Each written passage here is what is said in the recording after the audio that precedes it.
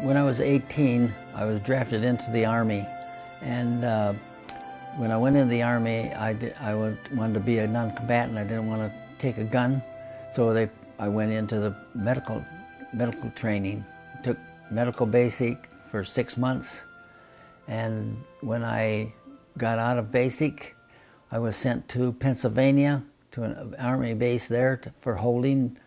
And on June the 6th, when D-Day was, we were shipped out to New York, and we got on troop ship. I happened to be get into a birdie. I mean, it was an English troop ship, and we went across the Atlantic, and it took us approximately a week because we were in the biggest troop ship going across the Atlantic. We could see ships as far as we could see on both sides. We had the sub-chasers right next to us, and we had the big battleships going across, and once in a while we'd hear a ship, the big boom boom booms, and they were shooting the battleships were going through their routine practice, and we had the sub-chasers would drop depth charges. We'd wonder if there was a sub or not, but they were just practicing. Our troop ship went over the north part of Ireland and back down into Liverpool in England, and from there we were trooped in trucks down into a little town called Street, which is located in the southwest corner of England. And we were there for a couple of weeks, and during that time, I'm a Seventh-day Adventist, and we on our Sabbath, during basic, we always got a pass to go to church. So when a Saturday morning came, I didn't go out, and the lieutenant came and told me to get going, go out to the, and so they said hold it, and pretty soon I found there was 5 of us. They put us in one of those squad tents and told us to wait there. They want to see what they're going to do because they were thinking about court-martialing us. And so we waited there, and during the time we were sitting there, one of the fellas had a Bible and a quarterly, which is the Sabbath quarterly we have for studying. And so we all had our Bibles, and we sat down and we had our what we call Sabbath school. And we studied a lesson, and it took us maybe 25, 30 minutes. And as soon as we were done, we prayed at the end of our little study. And as soon as we were done, they walked in. So I was thinking that they may have been on the other side of that net listening to see what we were, And so they came in and said, well, we're going to let you have your Sabbath off. So we didn't have to go out there. From there, we were shipped down to Southampton, and we were loaded on the little boat, little ships, LSTs, and we were sent across the channel, and we landed in Normandy. And I noticed that when the boat hit the beach, I stepped out on. We were all ran out. I looked down and I saw captain's bars laying in the beach, because some captain says he's going to have that on so that Germans will see him. He's a captain. They just do away with their bars and things. And then I was brought up to 8th Division, Army Division, and it was the 28th Infantry, and I was sent to the 3rd Battalion Aid Station. And there I was put in as a litter squad. We put on a litter squad, so we go out and pick up wounded. And so I'd go out, the aid station would get a phone call that they had wounded. We'd go out and jump out in the Jeep, to go up in there and pick up these wounded. We'd go up under fire most times and pick up these wounded and bring them back to the aid station. One morning we got a phone call that there was a wounded up in front. So the squad that I was in, the captain told us to go up and get him. And we went up to the front and they asked them where this wounded was, and they said out there because we were fighting with, in France they had hedgerows, and these hedgerows might be 200, 300, 400 feet apart, but they said right out there in the middle. And so we said, okay, we went up over the hedgerows, carried our litter, and we walked out there in the middle. It was between the lines, between the Americans and the Germans. And we went out there, and it was a German wounded. And we thought, well, we better take him in. So we took him and lifted him up, put him on the litter. And when I was in the front right corner, I picked up the thing. I thought, just a minute, fellas, there's a wire here, trip it on. So I laid it aside, and all of a sudden, we picked him up. We took about 2 steps, and boom! It blew. The hand grenade went off, we thought. And so it just picked me right off the ground, lifted me right up, dumped us.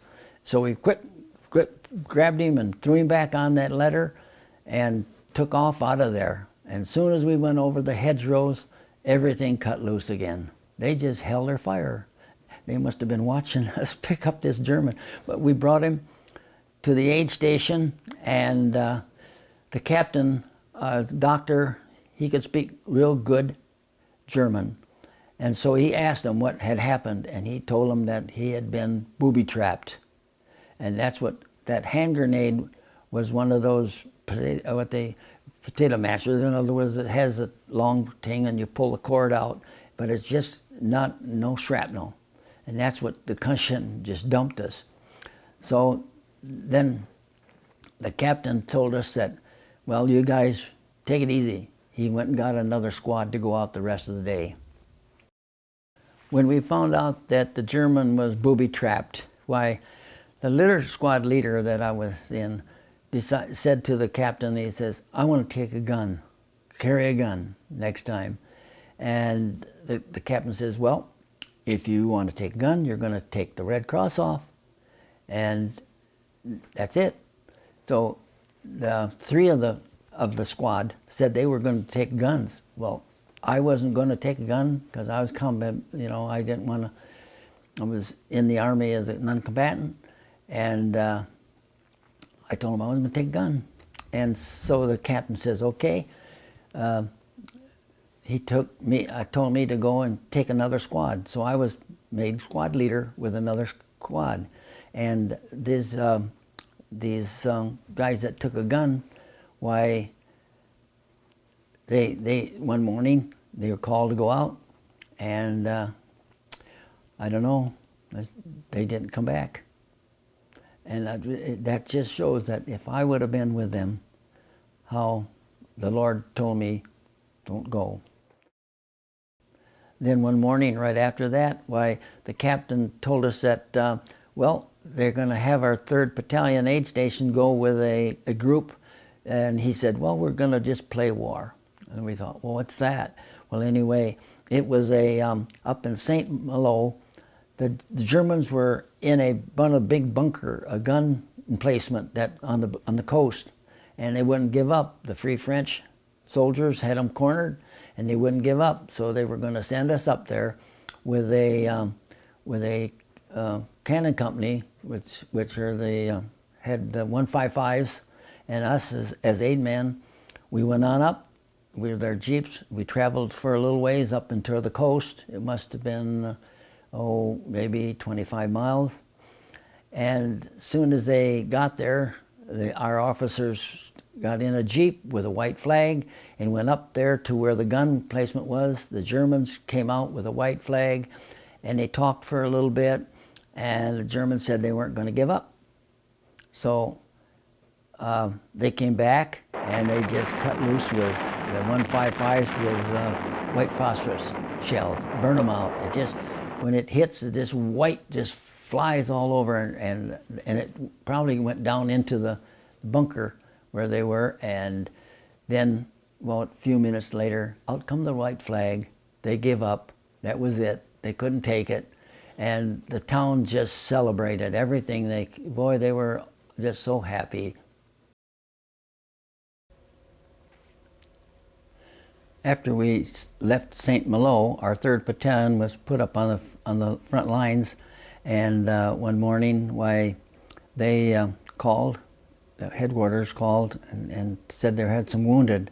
So the captain told me to get my squad, and I had, at this time, I had a few fellas that just came from regimental, and they haven't been out yet, so I went out to get this wounded.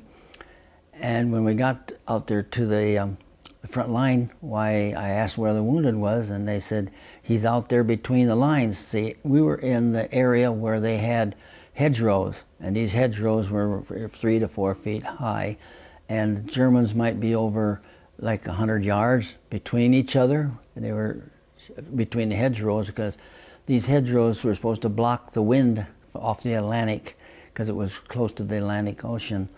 And then they said, he's right out there and between there, and he's been hollering all the time. He's just been hollering out there, and all of a sudden he quit hollering. And when we got up there, the Americans usually will stop shooting, and the Germans, all of a sudden, they stopped. And so I thought, well, I better go out there. I told the guys, I'm going to take a look and see what's out there. So I told those 3 guys to stay down, don't lift their head up above that hedgerow. So I went up over the hedgerow, went out there looking. And I didn't want to have any tension towards the German line, because they'd think maybe I was trying to spy on them. But I could not find anybody out there. So I thought, well, in my mind, because we had been booby-trapped before with a German soldier, I thought, it might have been a German soldier, and he got hit, but he was hollering and hollering for their aid man to come, and he finally crawled back by himself. So I thought, well, I'll come. I just went back and jumped over the hedgerow, and the minute I jumped, my head was down low, I heard a boom, and I could tell the sound. It was an 88 anti-tank gun. And that bullet just whistled right just over the hedgerow, right where I was, and it hit about 10 feet from me. And when it hit, all of a sudden I felt like I got bit by a bee or a hornet.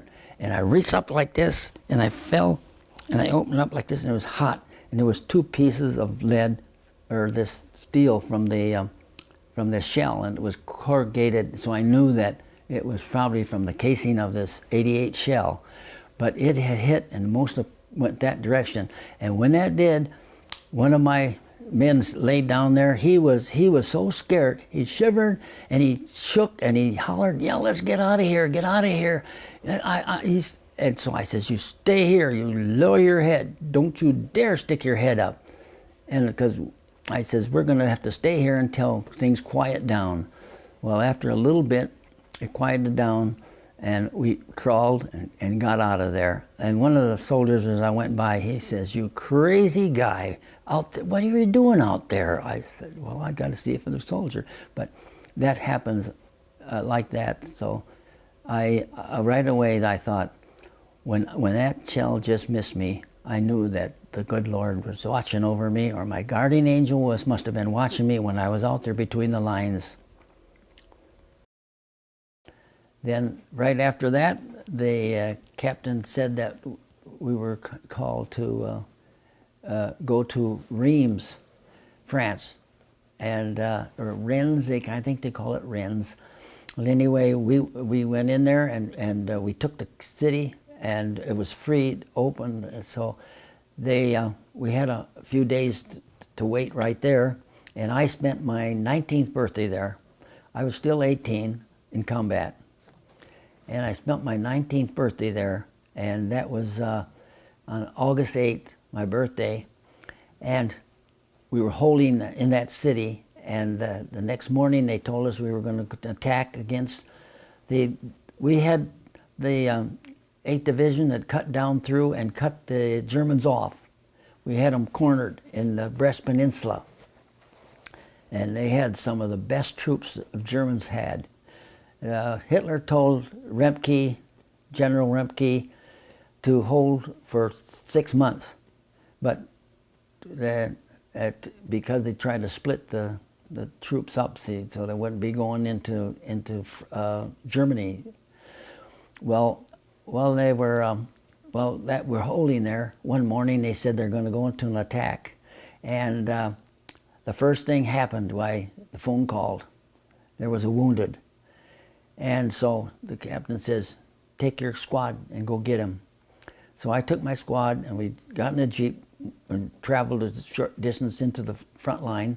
And when I got there, I asked them where the wounded was, and they said, "Oh, about 200 yards up that road."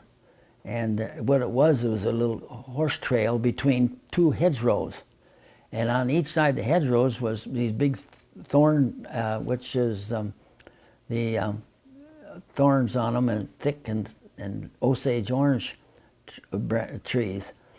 And so we just walked up that tree, and I told the fellas, "Stay apart, don't, let's split.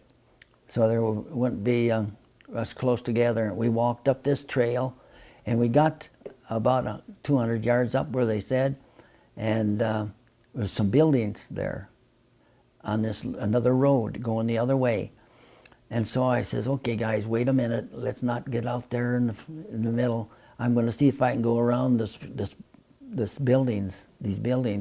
And I walked around the corner and started going along the back behind the buildings, and there was a wall, and I couldn't get through. I turned around. The minute I turned around, a little young German soldier put a machine gun in my stomach. I thought, oh no. And so they brought us around to the front of the buildings, and we took us across the road, the four of us, and as I walked across the road, there was a German sitting there with a machine gun with the two coils on each side, and we never saw him, and when I walked up there.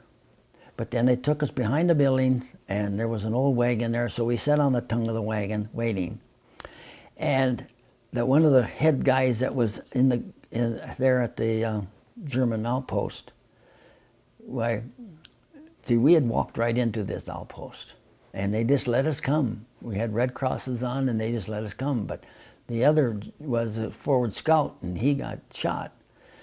So I sat there for a few minutes, and all of a sudden we heard one of the guys come and say, "Kleine Auto, Kleine Auto." I thought, oh no, a Jeep, our driver was going to think we were having trouble and he was going to help us.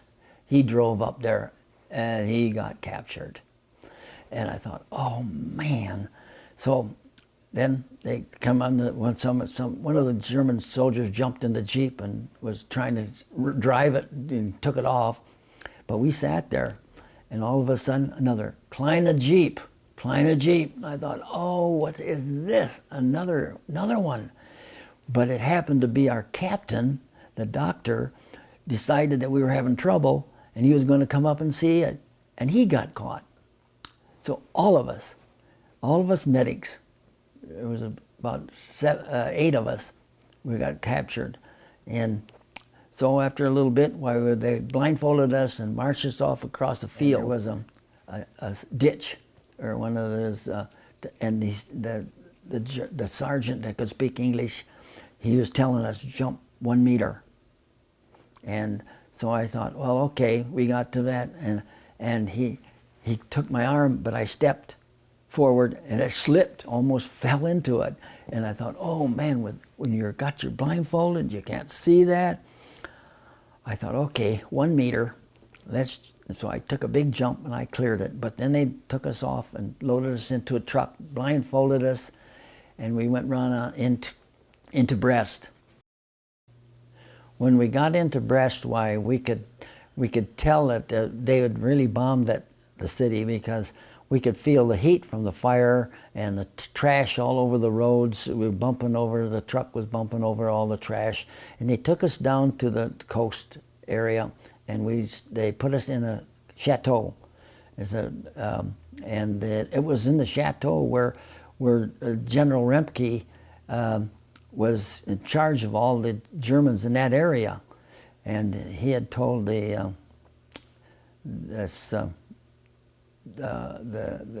Hitler had told them to hold for 6 months, but I know we didn't do that. We didn't let them hold for 6 months, and they brought us into the Chateau and they put us in the second floor upstairs so we could look out over the courtyard, and we would see General Remke walking there, and he had one of these Irish setters as a dog, and he'd walk around out there and we could see him. But they would feed us hard black bread and soup, and then they gave us some blankets for the evening, and it was a straw mattress on these cots. And so that night we went to sleep, and boy, we got started itching. And there it was full of fleas. We had flea bites all over us, and so that's what every night we had problems with fleas. But when we wanted to go to the restroom, we would go downstairs, and there was a little short German there guarding us, and he could speak English, and we wanted to go to the bathroom, and so cabinet, we'd say, okay, and that was outside in the courtyard. It was an outhouse, and we had to go there, and that was a mess there. But anyway, we would when the bombs would come, when the planes would come over to bombing, why we'd take us and put us all down in the downstairs in the dungeon of this building, and it was right on the bay where we could sit in a window and look out over the bay, and we could hear the P-38s and the airplanes just bombing everything they could. And so one day we were sitting in a window. There was 3-4 of us. It's a big window, and the wall was about 6 foot thick, and it had this slant going down to the opening of the window, and we'd sit in there and watch.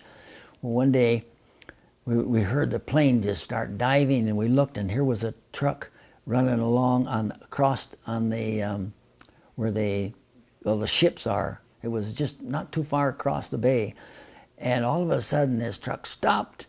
The guys ran out of it, and we heard that plane diving, and all of a sudden, boom, the bomb hit between the cab and the back, and that cab just rolled end over end into the drink. And so then, so that was about 3-4 days later. I got real sick on that soup. I don't know, the French women were the cook, had them cooking, and I don't know what they were, very sanitary or what, but I got real sick on the soup, really sick. And the doctor, the captain that was with us, had come and see us every day, and he told us that we got to get medicine for you. You're not going to last. You can't go very much more days doing this, because I was throwing up and everything, couldn't hold it. So he says, I'm going to go and see if I can get some medicine, some kind. And when he came back, he says, everybody get ready. They want to take us someplace. And he thought, well, maybe that we may be brought to the German hospital across the bay, which was we were in the Brest Peninsula, and then across the bay was the Crozon Peninsula where the hospital was. And that's why boats were going back and forth across from the Crozon to the other peninsula, and the planes were just bombing them. And so they told us that get ready, and they loaded us in a truck, blindfolded us, we went back across over all that trash in the city, and they ended up, it was starting to get dark in the afternoon, and all of a sudden they stopped. I said, okay, get out, take your blindfolds off. And here we were, almost in the same spot where we were captured. the same area where we loaded on trucks. And it was on a crossroad. And during the day, we found this out, that during the day, the 155s were zeroing in on that crossroad because they knew that supplies would be brought. And so they would, after dark, they'd start shooting in that area. Well, when they saw that our truck come up there, they got ready they even hollered, get that, and ready to fire. And they were just about ready to fire when all of a sudden the observer says, "Hold fire." They're Americans, and they could, we're on our uniforms. They saw our red crosses, and so they held fire. But it was within seconds that they would have fired. They said, and because when the German, 3 Germans that was with us, what they were going to do is bring a message to the 8th Air Force that tell them that they were bombing any of those boats that went across between the Brest and the Crozon Peninsula. They were going to be with red crosses. We're strictly going to be prisoners or wounded. Don't bomb them. They wanted to get that message to the 8th Air Force, so they took us medics to come back across so they could get back across the line to bring that message. And so then when we got out of that truck, the Germans blindfolded themselves, and we came back across the line. And when we got back across that field, we didn't see a thing. There was nothing there. And all of a sudden, one of the guys, our guys, hollered, "Hey, you guys, where are you?" They all popped out. They were hiding. They didn't know what was coming off.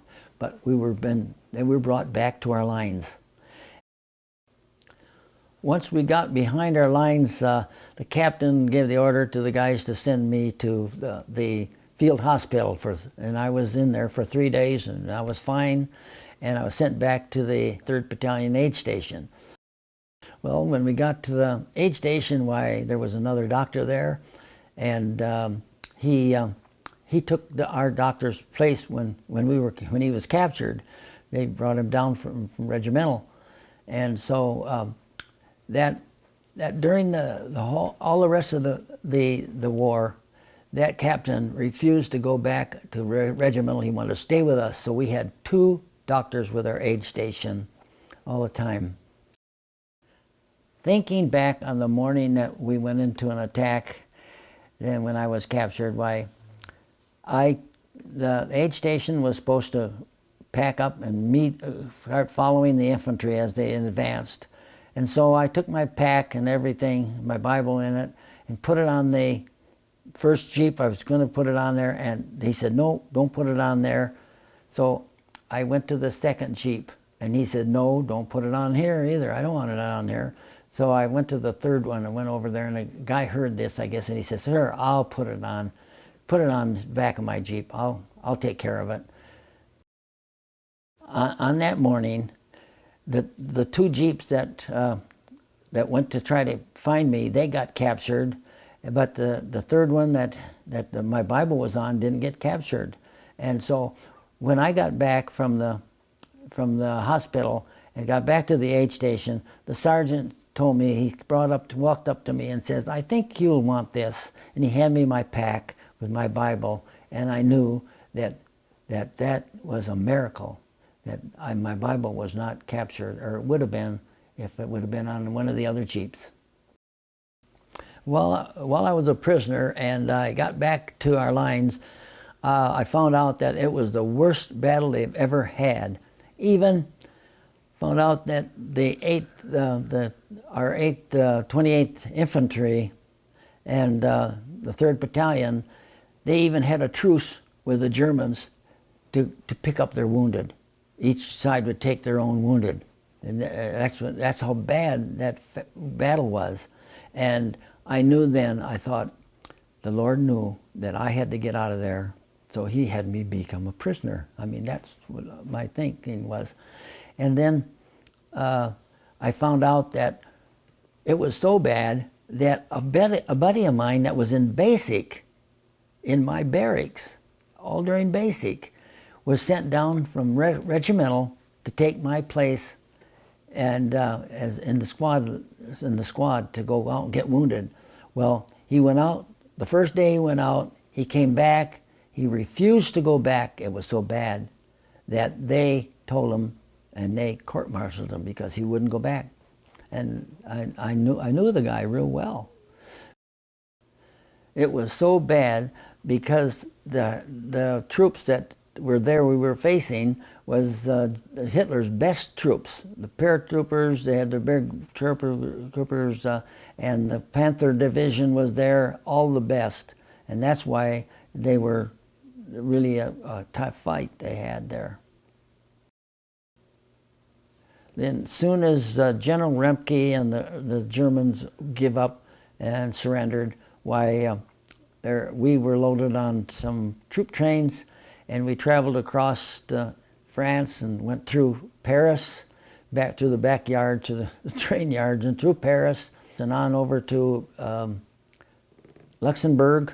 And we ended up in Luxembourg, and they told us that, well, they're going to send us to a big, like a YMCA, in German, YMCA, and had us have a shower and clean clothes, because before I was in the same clothes all the way through up to here, and we were sleeping in barns where were horses, stalls, and we'd put our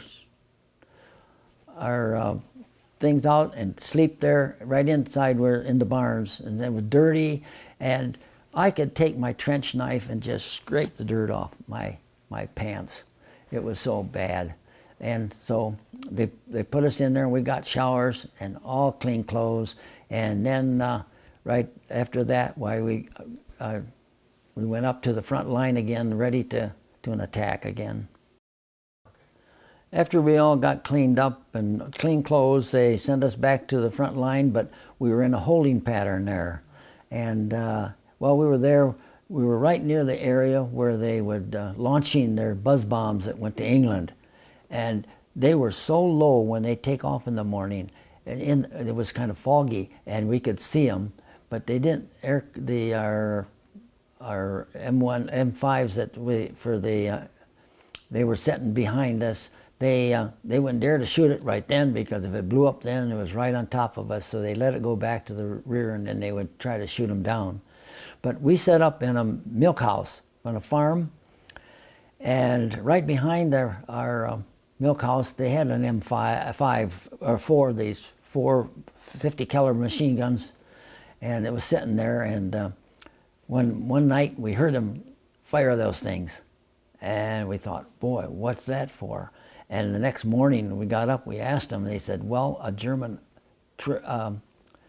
bunch came through, and they were trying to find out who was there. And they can tell who's there because of the back of our trucks have the outfits on it. And so they knew we were there, and these buzz bombs were still steady every morning, would fly off. And then after a couple of days of being there, why, they told us we were going to move. And we moved into the Hurtgen forest, which was another bad spot. It was snowing. It was winter there. I mean, it was winter, and it was in the woods, this deep forest. And so what had happened is the outfit that was there was shot up so bad that they took them and put them where we were, and because we were holding, so they could go there and get back into shape again, pick up more men, and so they took us and put us in the Hurtgen forest, fight there. And it was, so our aid station set up in a German bunker that was underground. And it was pretty good size, so our station set it up underground. And one morning when I came out, I got out and looked out, and I thought, well, I better shave. I haven't been shaved. So I got my helmet, water, got some hot water from off the stove. We had a big old wooden stove in the air. And I went out outside, And I sat there and I was shaving away, and I looked down, and the road that went right by me, I saw where there was mud and the ice and the tent had frozen, deep ruts where the tanks and the trucks were. There laid a mine, teller mine, one was sitting up on end about a foot in diameter. And I really right away told the guys to come get it, and they took it. And every time the tanks would start firing up in the morning, artillery would come in, trying to get them. And so we'd all have to get back in the bunker, and we could hear the shrapnel hitting the top from hitting the trees up above us. While we were there, and the city of Vosnik was sitting just outside of the Hurtgen forest for about a mile of clear, just nothing in the way, just a field and a road going down there, at kind of a downhill slope. And every night, one of us aid men had to go to the front and stay in the city with the infantry, because we were sitting back in our aid station. And we'd get, after dark, we'd get in the Jeep and we'd take off to go down there. And just about every time we started out, going down through there, they'd try to get us with mortars. We could see the mortars blasting on each side in the road in front of us, and we were just going as fast as we could down to get into the city. Get down there, I'd jump out and run into this house where they had the headquarters, and we'd stay there. And I'd stay there for about 2 nights. And one night when I was there, they told me I was the one that had to go get water, because we were in the basement of this house. And so they says, here's the cans, and 2 water cans. Go across the street to the house down across the street has a well in the basement where you get water. And so I took the cans and I went in the front yard was this fence, kind of an iron fence that and the gate. We had to open the gate, and I got through that and got over to the other one, and that had the same thing. And so I went down in, filled the cans up with water, started out, and I watched down the street, see if there's anything there that because they could hear us. They were in one half of the town, and we were in the other half. And so I got out, and it was snowing. I mean, it was snow all over and ice. And I started out, and I slipped, and I bammed the cans against the fence, and I ran on to the other one and got into the house and got in the basement. More than that, the mortars came in and hit the chimney, and bricks came down inside the chimney into the basement. But the minute you move, they just knew it. And then that 2 days I was back to the aid station, and they'd send someone else out. Well, another time when I came back, they was going to take us in a weasel, what they call a weasel. It's like tracks on each side, like a tank, but it had we could carry 4 or 5 guys in it, and we started down through that with that, and we started down, and that was really noisy, and they started trying to get us with mortars, and we could see it. They just boom, and it would blast the snow away, black spot right where they were hitting. They were all around us. We were just tearing across through there. They told us that we had to go meet there was a bunch of Americans on going out into the German to see if they could find out what was going on, and they were on what do you call reconnaissance, going out there to see, and if there were any wounded on it, we'd be there, and so we'd meet them. But those mortars were trying to get us, and we'd tear back to the aid station.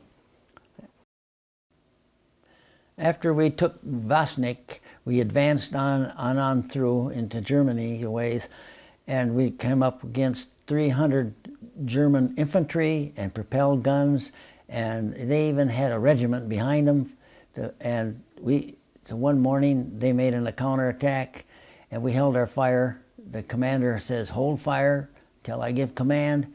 And when they got in within a real short distance, they opened fired everything they had, and the Germans got it. We got them on the run, and they kept pushing them, and kept them going, and we opened up the front that way, and so because of that, the president, we got the president's citation. Then right after that, we were headed for the Roer River.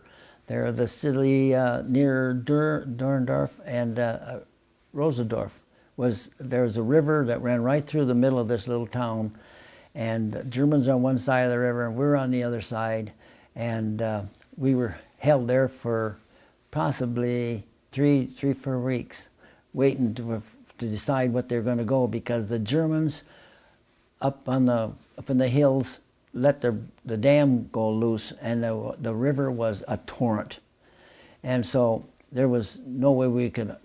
The Germans thought we could pass it, to go across it, to get across that river. One night they said that we were gonna attack. We were gonna cross that river. It was still a torrent, and they had little assault boats which held about wooden boats that held about 6 of us in the boat. And see, we were down at one end of the town, kind of out of the town, where they had the electrical plant, which used coal to make electricity, and there was big piles of coal there, and they had the boats all behind that coal, hid there. At 3:45 in the morning, the guns started to fire. They started shooting the 155s, tanks, everything they could shoot, mortars. They just opened fire, everything across that river. They laid white phosphorus where we were going to cross, and then within it was about 30 minutes of firing, they went and told us to go. And so I started to get into this. They told me to go to the headquarters boat, where the officers, where the captain, the lieutenants were in. And I got over there, and he says, "No, it was full." And he says, "Go and get in this other boat." And when I got in that boat, I was the last man in the back corner. And being that I lived on a lake when I was a boy, I knew what I better use the canoe and paddling and a lot of boating. I knew as soon as we pushed off and got into that river, we'd have to keep together. And I started hollering, "Heave, heave," and we kept paddling all together, and we got into the middle of the boat, the river, and the boat spun around a little bit, and we kept on going. And as I looked up, and the shells were busting, and the white phosphorus shells were just lighting up the sky, I could see the trees just going zipping by. When I knew we were really traveling down that river, and all of a sudden we hit the other shore, and it was my corner that hit first, and I jumped out. And something hit me, and the Germans start shelling us, and I got hit right under my knee, but I couldn't stop. And because they told me when you cross the river, get in the trench. The trench was about 200 yards, and in between the trench was this roll of barbed wire, about 4 feet high, big roll of barbed wire. So when I hit the beach, I could see the flares of the guns, hear the guns going off, and the cannons, and the white phosphorus was just lightening the sky, and I could see that there was barbed wire where the barbed wire was, and so I just ran as hard as I could, and it just happened to flash when I got to that barbed wire, and I jumped and I cleared it. I never could jump that high in my life, and I cleared that barbed wire and ran another distance and jumped into the trench. When I landed in the trench, I was into water up to my knee, and that's when I could feel that my wound in my knee. But I just couldn't think about that. And all of a sudden I rushed down. There was nobody else in the trench, as far as I could see. all of a sudden a shadow came along the bank, coming along up, and I thought, uh-oh. All of a sudden it said, Doc, Doc, where are you, Doc? And it was the lieutenant. I said, I'm right here. And he jumped down too. And I said, what happened? I would have been in that boat. That was headquarters boat. And I says, where's Sergeant? And he says, I don't know, he went down the river. He says, I swam, I lost my rifle, and I have this bandolier with hand grenades in it, and I wasn't going to lose them.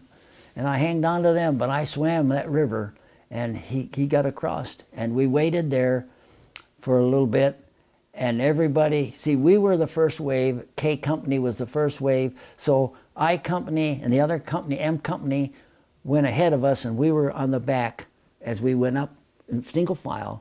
They kept shooting the shells in just ahead of us and on side of us.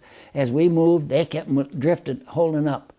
And then, you know, after this was all over, I'll tell you that they shot 3 train carloads of ammunition in that 45 minutes that we were shooting there. We found that out later. But we went on, right on up into the woods. And after we got up there, why, everything in the morning, the light started getting light. And the captain said, and the colonel says, we will wait right here. And so we sat there, and I thought, well, I'm gonna dig a foxhole. So I took my shovel out, and I started digging, and I hit water, start seeping in within about 6 inches. And I thought, uh-oh, what can I do? And something a little told me in my mind, a little voice says, igloo. Igloo, good.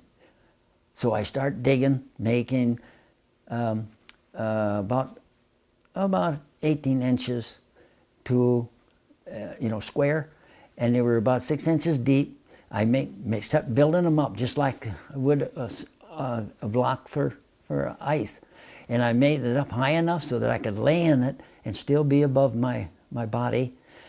And then I thought, well, I waited for a little bit, and all of a sudden, one of the fellas from M Company, and he had lost the machine gun company, his M Company, heavy, all machine gun and mortars, and they all carried 45s. And he come walking up there, and I was talking to him, and all of a sudden we heard somebody talking, because everything was quiet. We could hear birds. And all of a sudden we walked over to the bank. There was a road that was cut through with high banks on each side. Here come 3 Germans walking along, talking away, and they didn't know we were there.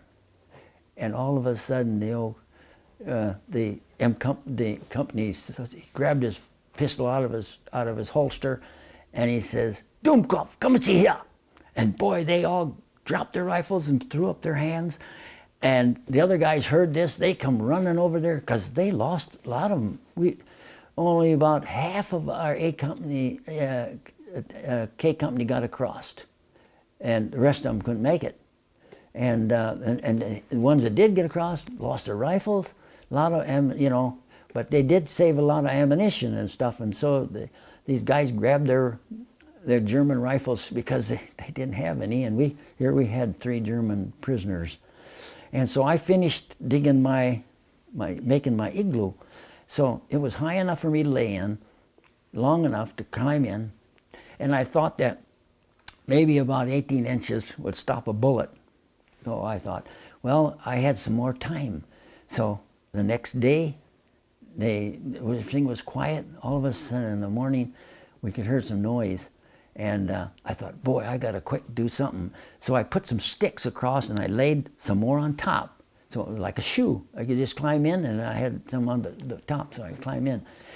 And all of a sudden, we could hear the Germans giving their orders. They were so close. They found out we were there about the second day.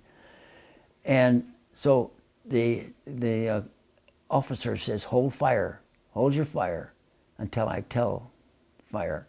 And they held fire, and the Germans would come. They were so close, we could hear them talking. And they they just cut loose on the Germans and backed them off. And we did that a couple times a day. And finally, the third day, the lieutenant and the officers, they had me right near the headquarters because I was the only aid man that got made it across. And for I Company or any of the companies coming behind us. And then I was hiding in my thing, and I heard the captain. He says, "Our radios are getting, the batteries are going on the radio, and soon as they attack again, I'm going to call for artillery right on us, because they had them zeroed in, and so all of a sudden, the Germans just started an attack, and the captain, he gave the order, and all of a sudden, boom, boom, bam, the shells kept coming in, hitting the trees, shrapnel flying all directions, and I heard one go boom right by my head, and I ducked, and all of a sudden they hollered, "Medic, medic!" And I looked out, and about 20 feet from me from headquarters was one of the fellas laying there, and he got hit with that piece, I think, right in the hip, and it just knocked his hip wide open. And so I jumped out and went over there and bandaged him up the best I could, and give him a shot of morphine because it was bad. And so so he'd be comfortable more for a few minutes. And then I says, "You don't need this." I picked up his rifle and bandolier, and says, "I thought I may need this," I told him.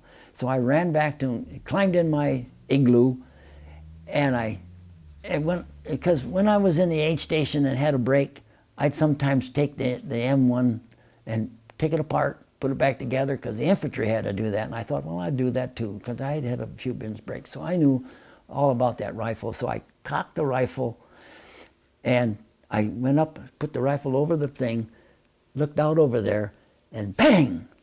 A bullet hit me, hit the dirt right in front of my face, threw dirt in my face, and I felt up all over me, and I thought, uh-oh, I'm going to play dead. And I just laid down, and I didn't make a move.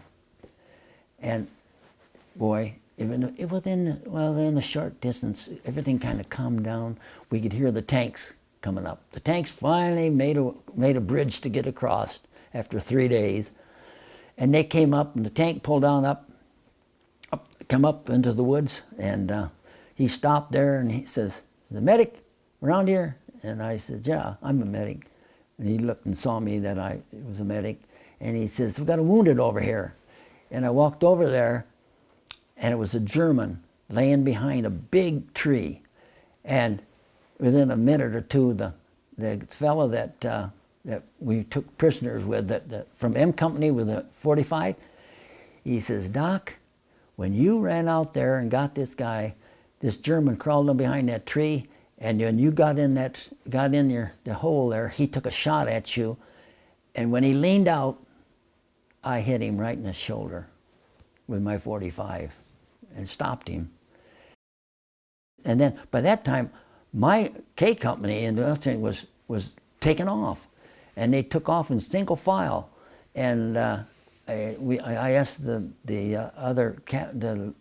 tank guy, I said, "Where'd they go?" He said, "I think they went that way." And I looked, and I saw where they were, the grass was packed down where they were walking.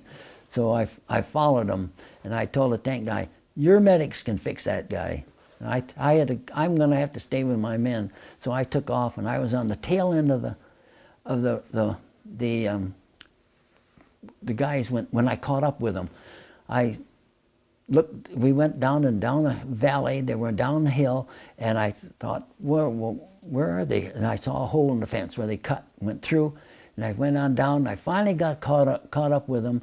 And when the Germans saw them going, by the time the artillery would start firing, it was right near the end of the line, and that's where I was, on the end of the line, and the artillery hit the trees, and we could hear shrapnel down. It was, because moisture was so wet, the ground was, that they could hear the shrapnel sizzle. and two of the fellows in front of me got hit, and I ran up to one, and he got hit. It was hit right in the head, but the other one was it got hit in the leg, and he was one of the fellows that always said, "Doc, I will carry extra aid supplies." He had an extra pack on his back. He says, "You go stay with the guys. I got these here. I'll fix myself, and I'll take care of this guy up here." So I went ahead. Now, thinking back at the time when all that shrapnel was hitting from the shells busting all around me and all around, and the other two fellows got hit, and I didn't get hit, I knew that something it was a miracle. The good Lord was watching over me. After that, why, the 3rd Battalion of the 28th Infantry was headed for the Rhine River, and so we all packed up everything. Our Jeep, we have 3 Jeeps and trailers, and we take everything and put them in those three Jeeps. And I was asked to drive one of the Jeeps, so we were going along, and when we got towards the Rhine River, why, I thought, well, I was going to keep going, and so they says, load it, keep going, and I had to drive up on this raft bridge. It drifted, and when I got on it, it'd go down, and there's a hump in front of you. The car in front of you was on another hump, and we were just pushing that where the weight of the Jeep was, and I had to keep it straight going, and it was real tricky, but I made it across the Rhine River. We got word from headquarters that there was wounded up in the front, so we got a Jeep and went up to the front, but we couldn't get too close to it. We got quite a ways from getting to it because the Americans were in this town, and the Americans were one side, and the Germans were in the other half, and they were fighting back and forth in this town.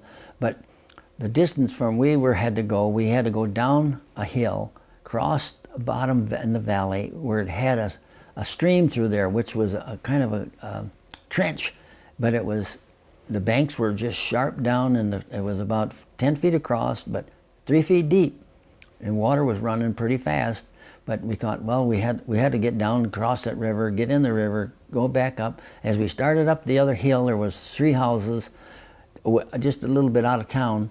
So we went up, started for that house, and we got up there. The soldiers come out and says, "Boy, you guys are lucky." He says, "You were headed right for where the Germans were in this house next to us. So we knew we had to do something. So we did. We just went after them and really got them out of there. We captured them." So they told us that there was a colonel in town, that he was wounded. So we thought, boy, we better get in there. So we hurried single file up the street and got to where they told us where the wounded was, and we got in there. Sure enough, it was a colonel. And when we started getting the litter ready for him, and we were fixed him up as best we could, and he says, "I'm not going back." He wanted to stay there. He says, "I'm staying here." And he says, "We come to get you. We're going to take you. Now you're going. So get on that litter." And we thought, oh, we're trying to tell the colonel what to do. But he did.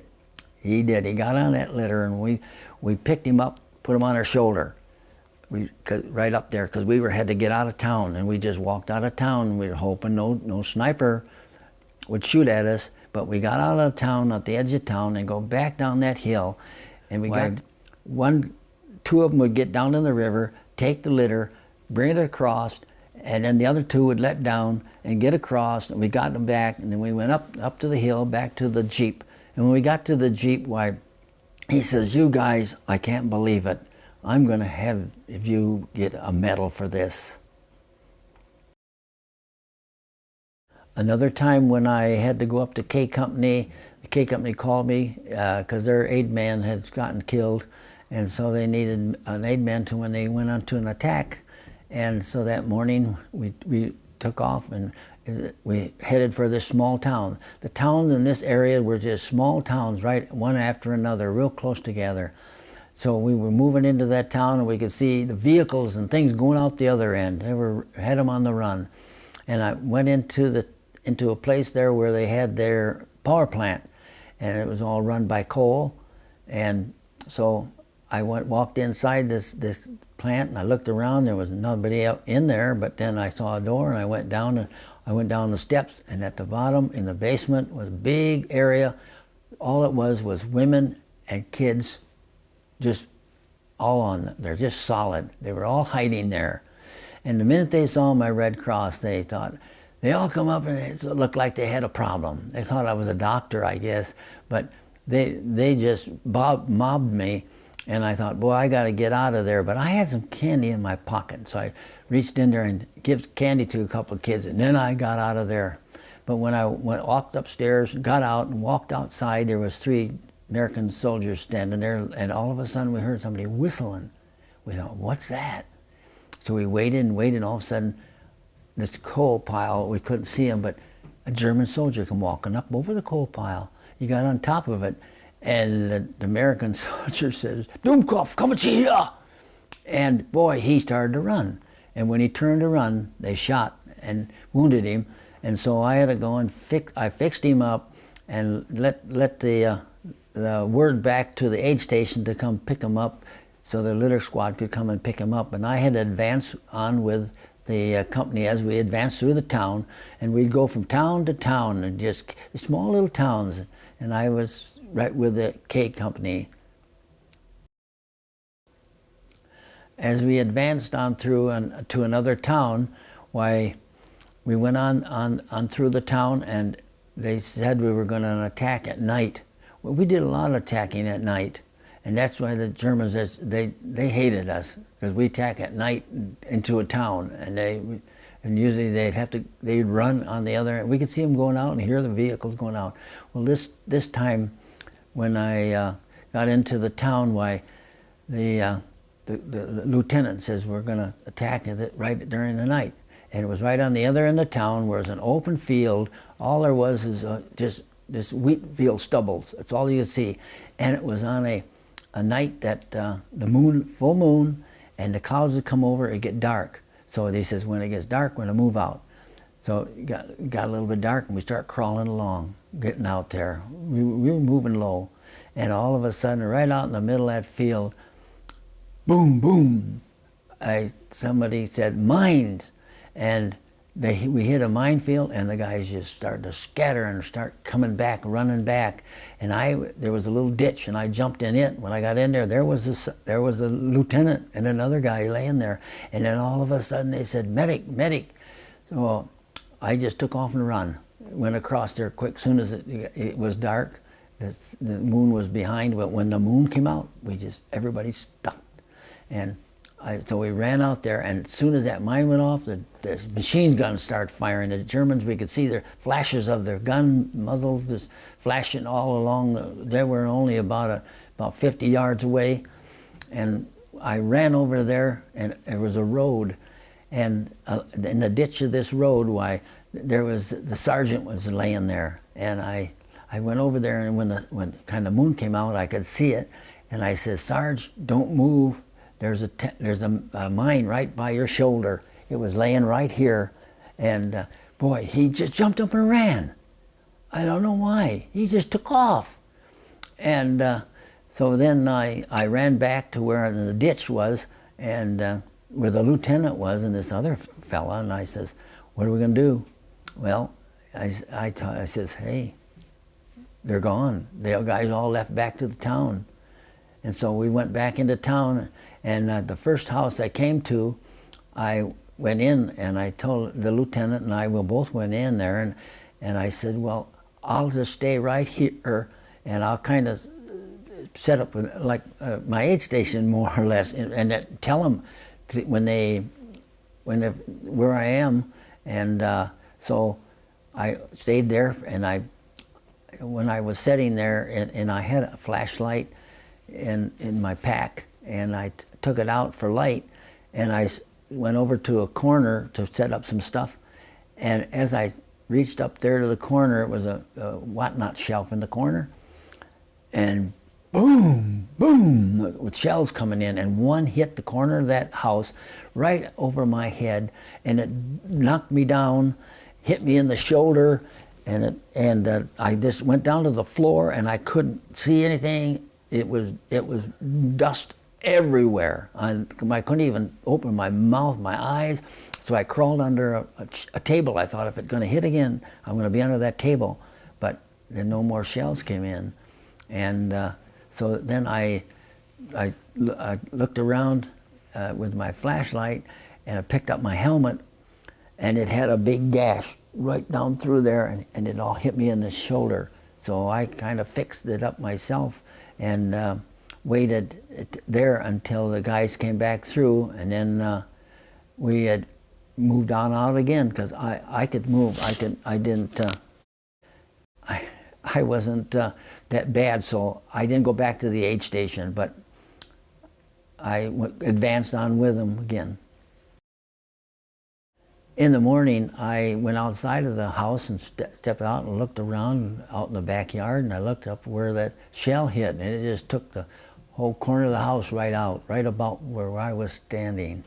And then I went around the house a little farther, and I saw a downstairs apartment, these two doors that lay open, you know how you get, and it opened. So I reached the handles and I opened the doors, and there was the people that owned the house.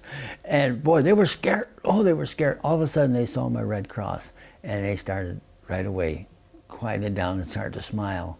So I thought, well, I'll just close the door. I closed the door and left.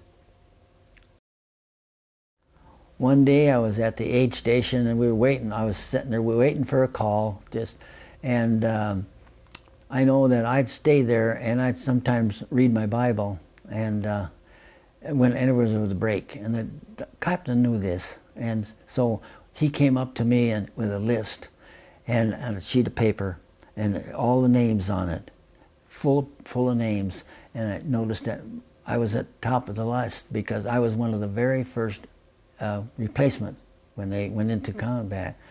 And he showed me, he says, all these are gone, he says. And so all of a sudden they called for an aid man. And he says, why don't you take your squad?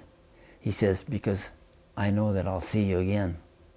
And so I took my squad and went out. And because the doctor and I, we were pretty good buddies, because he was one of the doctors that was captured with me, and we were in prison camp together, and so we got to know each other pretty well.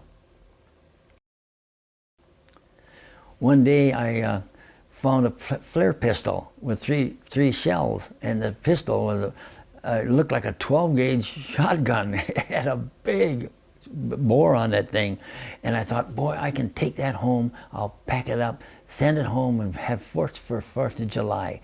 And then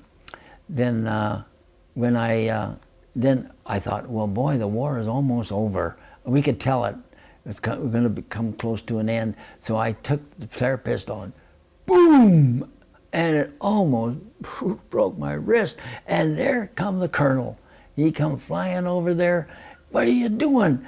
Boy, he says, with flare, you shoot that flare, you're going to get me in trouble. He grabbed that pistol out of my hand and took it and left. One day, as we were in this town, I went by a house, and I went around the backyard, and there sat a little car. It looked like maybe it would have been the first VW they made. It would look terrible. It looked like a little old car, and I got in it, looked around and found a key, and I fooled around, finally got it started. So I thought, well, I fooled around with the shift and got it going. And I was torn off behind the house, got out on the road, and the colonel saw this, and he come over there, and he stopped me, and he really got on me again. And he says, get out of that thing. You get shot running down the street with that, because the war wasn't over yet, because it was about to be over. We knew it was. One morning we were advancing into a town, and like before, the Germans all going out the other end, and we saw a vehicle taking off, and I happened to be standing right there where the anti-tank gun was. boy, they loaded that thing and start aiming at it, and boom, they hit that truck, and it just blew it all to pieces. And so as we were advancing, we got up there. Why, it must have been a payroll truck for the Germans, because it was full of money, and the money was still bands around them, little red bands all the way around them. And so I picked up one and put it in my pocket, because we had to keep moving, but there was money laying all over. And so I took that money and put it in my pocket as we advanced. One day the general came in he was on the whole northern sector of that sector up under. We were under Denmark, right at the northern end, because the Russians were pushing them up there, and they didn't want to be captured by the Russians. So the general says they're giving up the whole northern sector. So there would be no shooting. We weren't shooting any Germans, because they were all given up. And then one day we were looking, and up the road came a column of German prisoners in a line of six, and as far as we could see, they gave up. And they all come marching into our town. And when as they come in, they took their guns and threw them on a pile. And as they came by, that pile grew and grew and grew as high as a house. And I never seen so many guns, a big pile. And so after they took all these, they marched them all out in a big field out on the edge of town.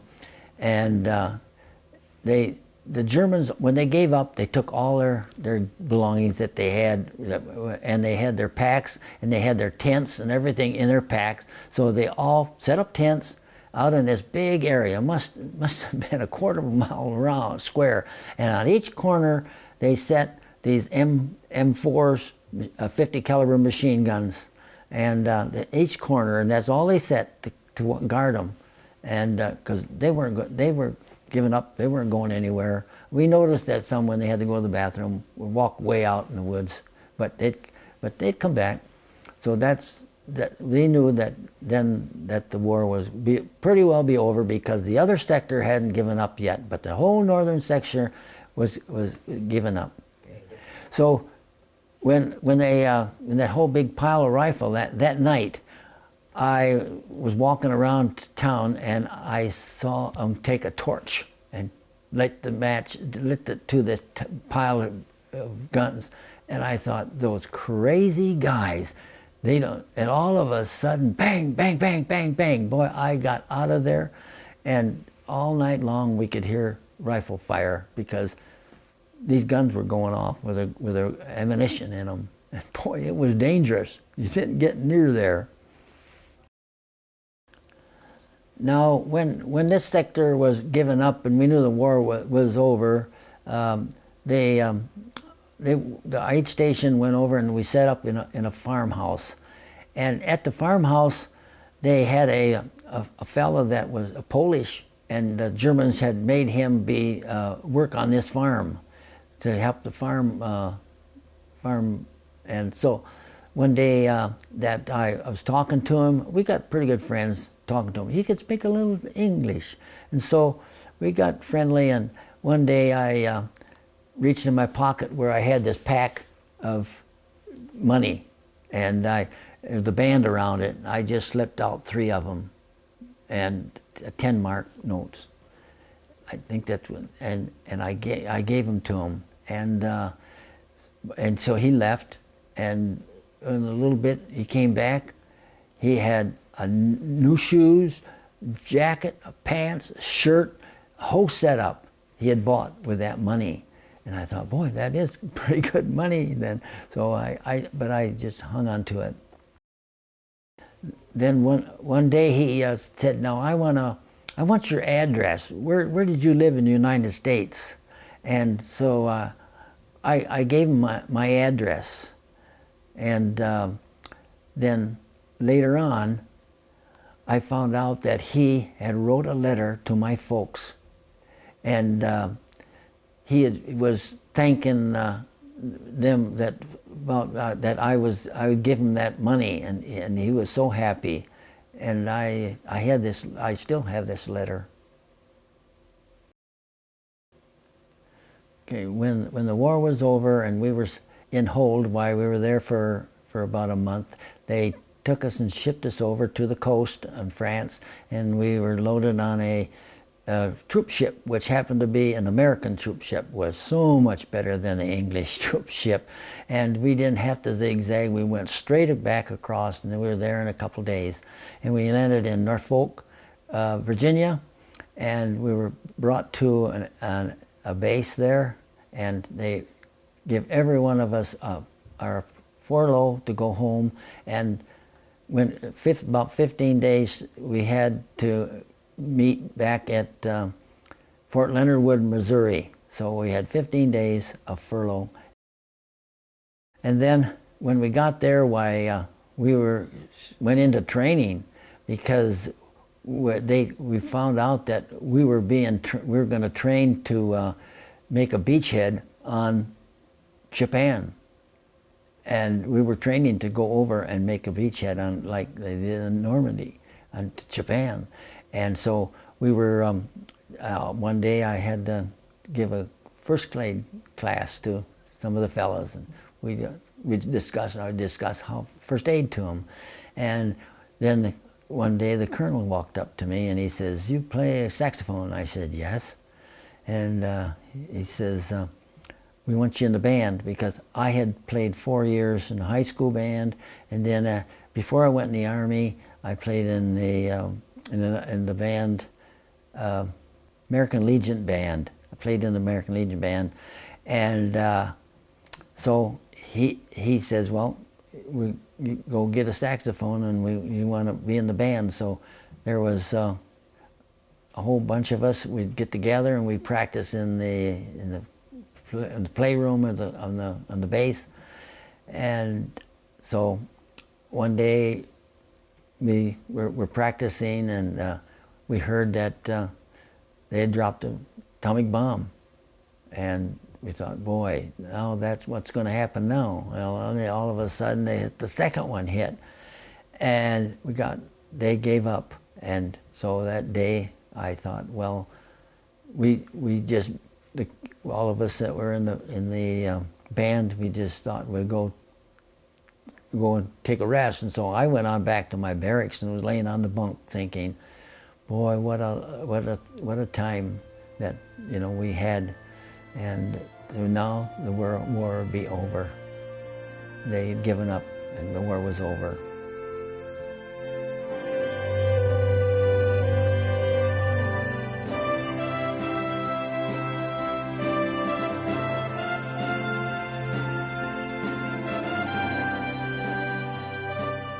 As I look back in the time of my service, why, I can see where God had protected me all the way. It was just miracle after miracle. And I look back at the list when the captain showed me that I was one of the first replacements on the aid station, that how many has been gone. That list they were all gone. And so I knew that I had been protected. My guardian angel was sure with me.